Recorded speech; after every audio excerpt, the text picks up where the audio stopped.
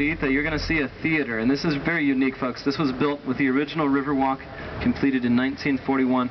Arneson River Theater. It's named after the project engineer for the Works Projects Administration that was in charge, okay? Edwin Arneson. Now, if you look to our left, there are the seats, and then on the right, the stage. This may look familiar to some of you. I want you to raise your hand high if you've seen the movie Miss Congeniality. Who saw that? Okay, gentlemen, give me a break, all right? I know you guys all saw that movie, all right? I love that movie. Kind of a girly movie, right? Look over on the right. If you remember the swimsuit competition where all the contestants say world peace, that was filmed on that stage right there with Sandra Bullock and William Shatner.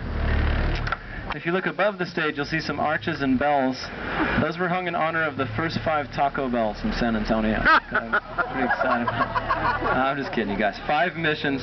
That large bell in the center represents the Alamo. We have 4 other missions in the city. I know you guys are doing a lot while you're here in San Antonio. Have you been to the missions already? Yeah. You did, excellent. And did you make it to Mission San Jose? Yes. That's great. My personal recommendation, I always tell folks this when they come to our city.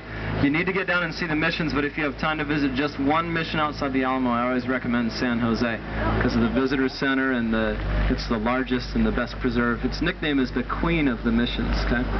Now, you may have read about this down there, but the missions in San Antonio are the closest 5 to each other in the country. Typically, missions are about a day's journey apart by horseback along a mission trail. That's how it is in California, Florida, and Mexico. The struggling missions of East Texas were all moved to San Antonio in 1731. Instead of being 45 miles apart each, our missions are just 2.5 miles apart each, which is kind of nice.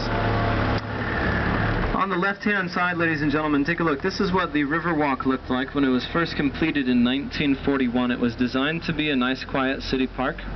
Robert Hugman was the architect. He graduated UT Austin in 1924. Presented the idea to the city in 1929.